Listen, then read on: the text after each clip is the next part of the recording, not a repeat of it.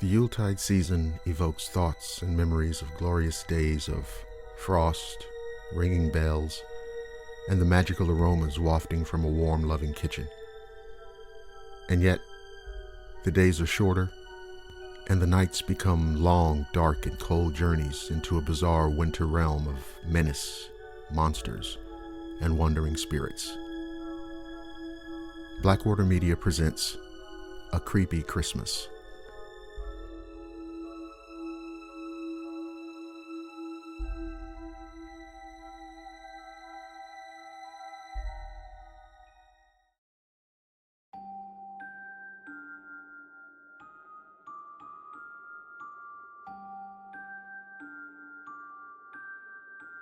When selling a house, if a death occurred within 3 years of the house going on the market, the seller is required to inform potential buyers of said death. This little requirement wasn't necessary in my case. Everyone within a 50-mile radius seemed to know about Victoria Teller. It was a tragic story. She'd given birth to a bouncing baby boy whose father no one seemed to know. The baby passed away just a few months later, and Victoria took her own life a year after that. That much was known to be true. What was unknown were the circumstances surrounding the incidents, how the baby died. Some said accident, some said illness, and some said murder. How Victoria killed herself, and what happened in between. The popular rumor was that Victoria, in her grief-stricken psychosis, began buying dolls to replace her dearly departed son. The doll would then suffer the same fate as the real baby in her mind, and she would bury it, move on to another. People, mostly teenagers, made it a Halloween tradition to search for the doll graveyard. They searched the backyard and the woods behind it, but nothing was found in the 6 years that the house was empty. I was confident that the house I had bought for my family and me had nothing strange in its history but 2 tragic deaths. The first few months living in the Teller house were uneventful. I had to occasionally shoo away curious locals that weren't aware that our house was no longer empty. But I found no ghosts or satanic symbols or anything of the like. It seemed that it was just a house, one that I got a huge discount on because of what had happened there, and of course the bad juju it was rumored to have acquired because of it. By the time the Christmas season rolled around, I'd pretty much forgotten about Victoria Teller. It was the first year that my son, Caleb, was really aware of anything other than presents. We lined the roof and windows with lights, hung a wreath on the door, and put some standing decorations on the lawn. We bought and decorated a tree big enough to fit a toy store underneath, which was appropriate because of how many presents Santa was going to bring Caleb that year. He was getting more excited each day, especially since we'd been dropping some pretty big hints that he was getting a puppy. My family was the happiest it had ever been until a week before Christmas. My wife had been wrapping presents as we bought them, so we didn't have to stay up all night on Christmas Eve like we had in previous years. She'd opened the door to the closet that held the presents to find the wrapping paper torn to shreds. Her first thought was that Caleb had gotten into them, but I doubted that he would have been able to contain his excitement if he had. It looked almost as if some sort of rodents had shredded the paper, but the boxes weren't damaged at all. We brushed it off as a mystery and moved the presents to the attic after rewrapping them. I occasionally heard some shuffling from inside the closet, but I never saw whatever critter had caused it. I figured I would call an exterminator after Christmas to check inside the walls. Soon, things started to get really strange. I walked into the bathroom to find the dirty clothes scattered around the room and the hamper on its side.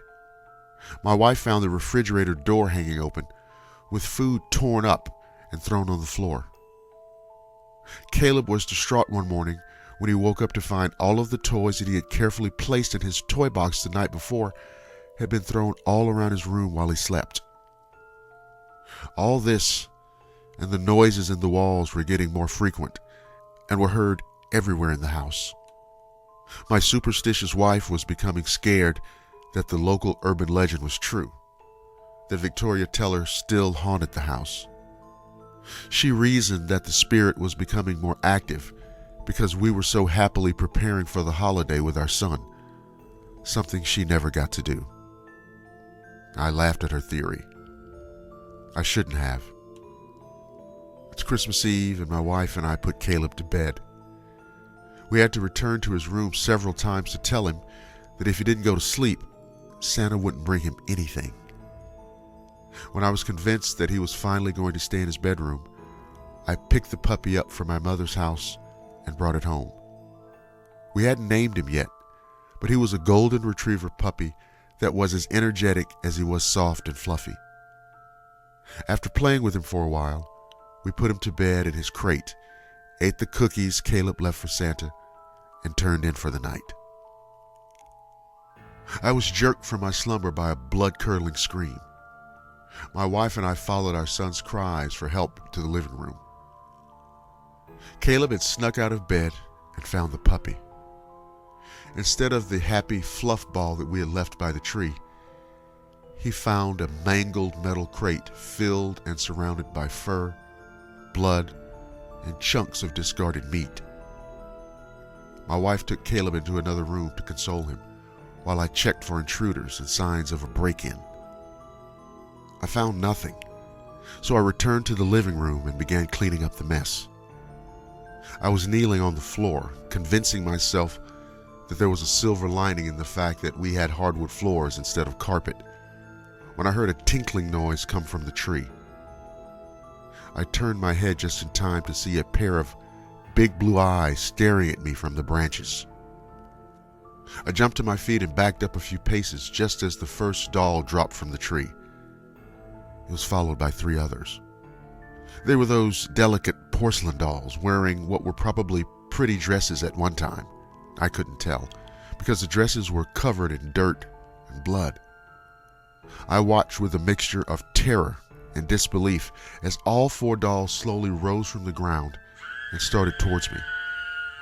The screams of my wife and son snapped me out of my horrified trance.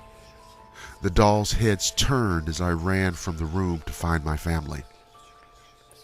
I raced up the stairs to my bedroom, where I found my wife standing on our bed with Caleb in her arms.